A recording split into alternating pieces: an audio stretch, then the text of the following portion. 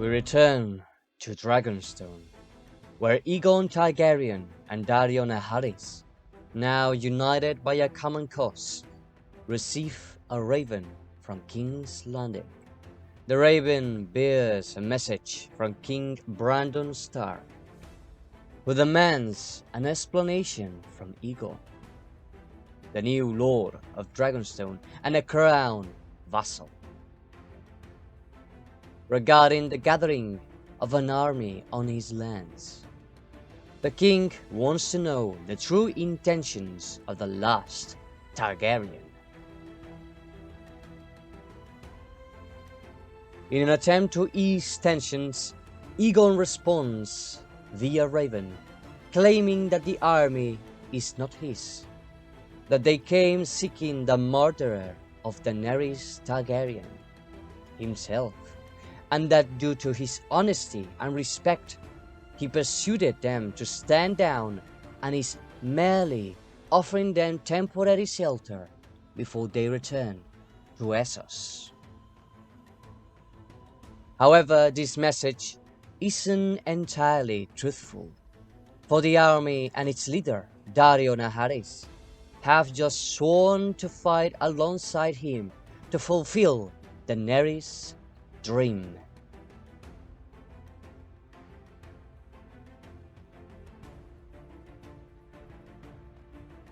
Aegon and Dario begin planning an assault on King's Landing, aiming to avoid bloodshed, but first, they need allies.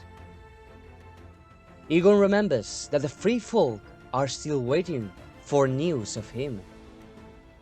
Recall that after Drogon took him away, he never returned to inform Tormund that he was alive. So Aegon mounts Drogon and flies to Hardhome, while Dario prepares his men for battle.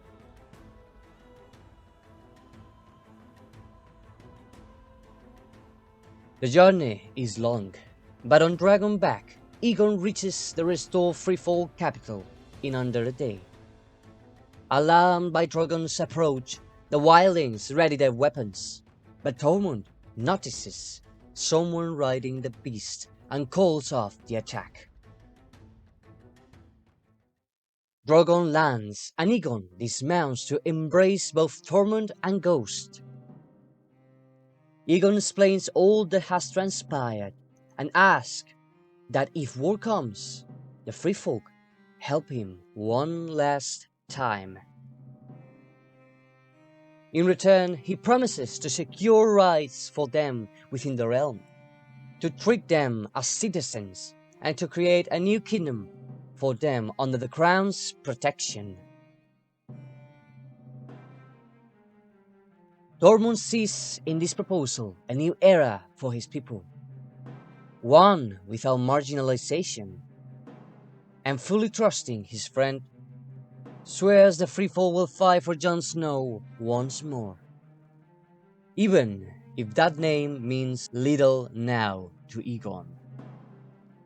With that, Aegon departs for Winterfell to speak with the Queen in the north.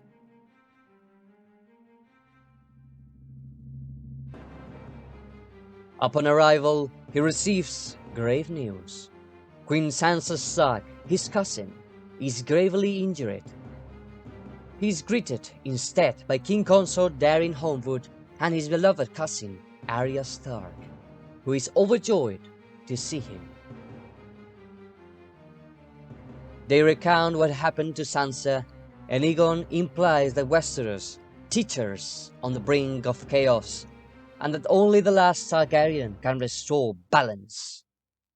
Not a mad or cruel one, but a just and honest Targaryen,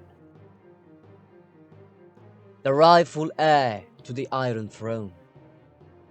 Aegon asks only that if war breaks out, Arya ensures Brandon and the people are not harmed. His intentions is to dethrone Brandon peacefully. He also requests that the North remain neutral in the conflict, and that, should he reclaim the throne, they will discuss the North reintegration into the Six Kingdoms.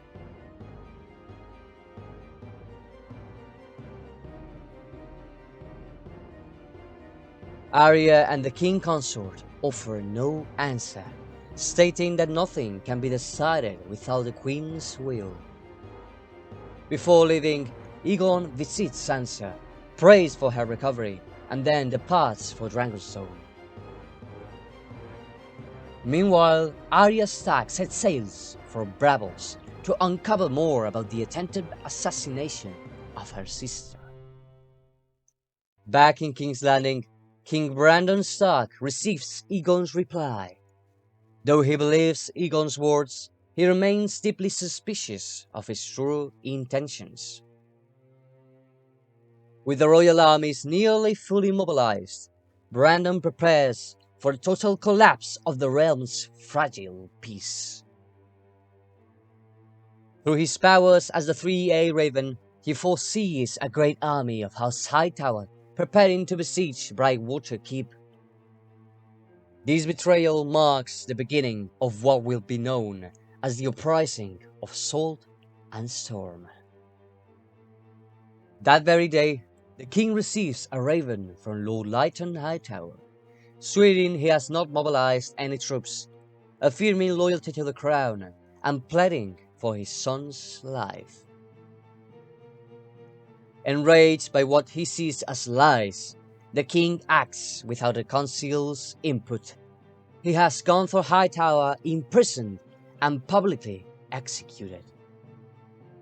Before the gathered crowds, he declares House Hightower guilty of high treason and sentences Gunther to death. And so Gunther is hanged before the people. Tyrion, the king's hand, is appalled by the coldness of the execution and scolds Brandon for showing no emotion. This brutal act marks the beginning of a new chapter, one of blood, sweat, and tears.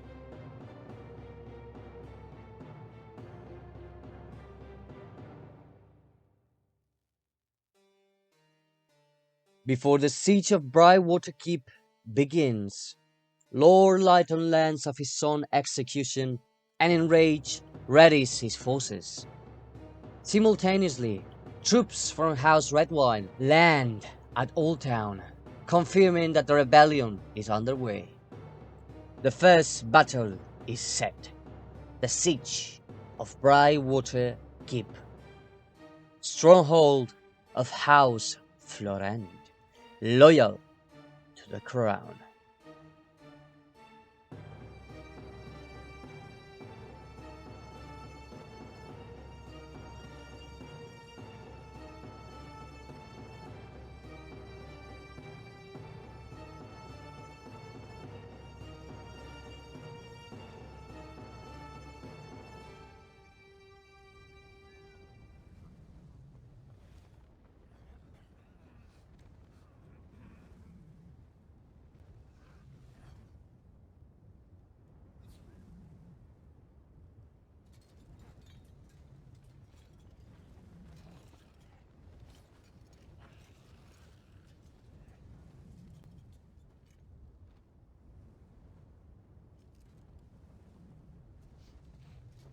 The Hightower army, over 2,000 strong with crossbowmen, spearmen, swordsmen, and cavalry, arrives with 6 engines, a battering ram, and ladders.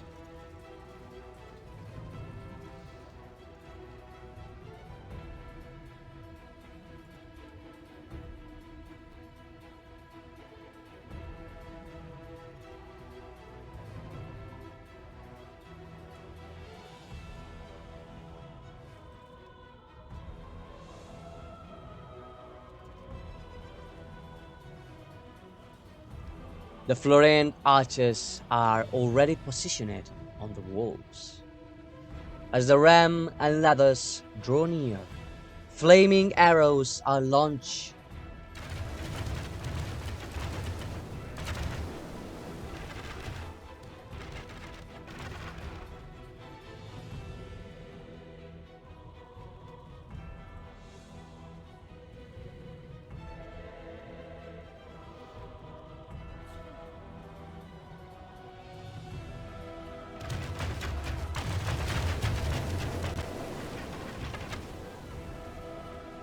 but fail to stop them. The ram breaches the gate.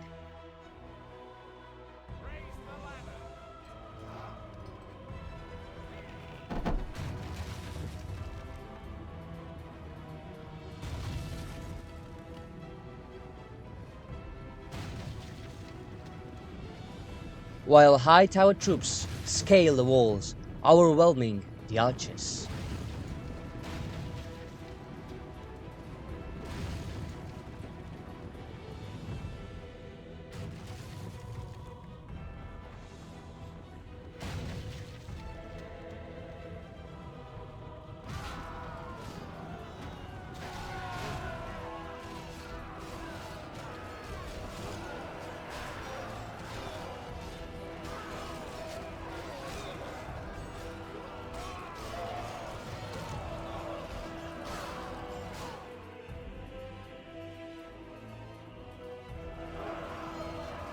Foreign men-at-arms rush to the walls to counter, but just as steel clashes above, the gate gives away.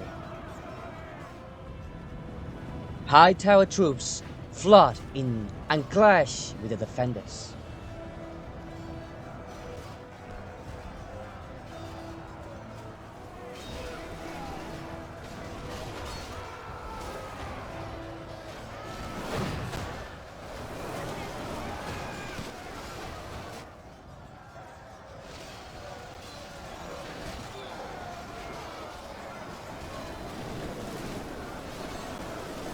The tide turns when a Florent commander falls in battle, breaking the defenders' morale.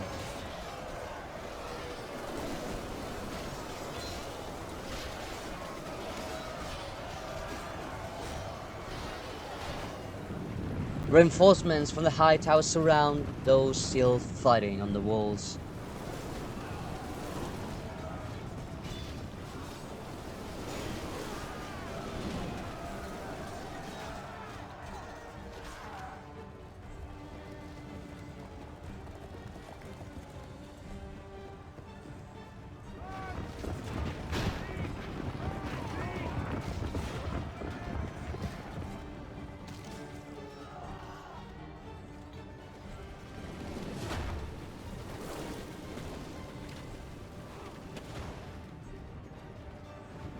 With both gate and wall overrun, the Old Town cavalry charges in and slaughters the remaining defenders.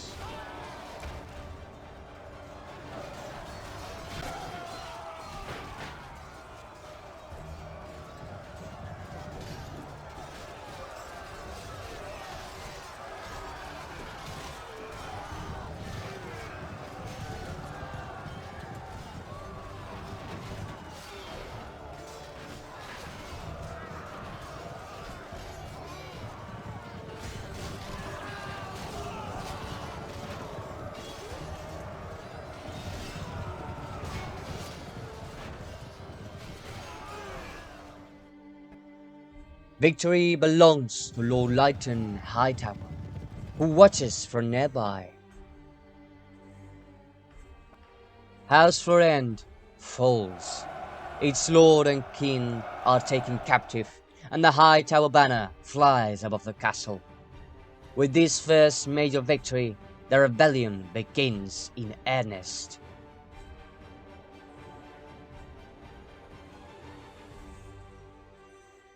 Meanwhile, Aegon Targaryen returns to Dragonstone and begins plotting the Targaryen restoration. He has two options: fly to King's Landing with Drogon and try to peacefully convince Brandon to abdicate, or march Dario Naharis' army to demand the city's surrender.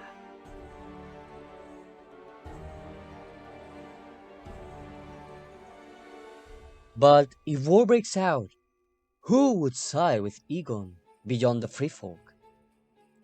The odds are slim. House Tully and House Arryn are loyal to Brandon and bound to him by family. House Baratheon despises the Targaryens. And even if Lord Gendry Baratheon is friendly with Aegon, his bannermen would never accept a Targaryen king. House Blackwater owes its power in the Ridge to Brandon and would fight for him to the death. Still, some rich houses, perhaps even the rebels from Old Town and the Arbor, might support Aegon. House Martell, who once fought for Daenerys, would need a clear outcome before choosing sides. And finally, there's House Lannister, led by Tyrion Lannister. He owes much to Aegon. It was Tyrion who urged to end Daenerys' life to Aegon. So despite being the king's hand, Tyrion may choose to betray Brandon and side with his friend. In any case, these questions will soon be answered. The rebel army is gathering and marching forward. The loyalist forces are also advancing towards the Reach to crush the uprising. But beware, because the true threat lies not in the south, but just east of King's Landing. And it is very, very close.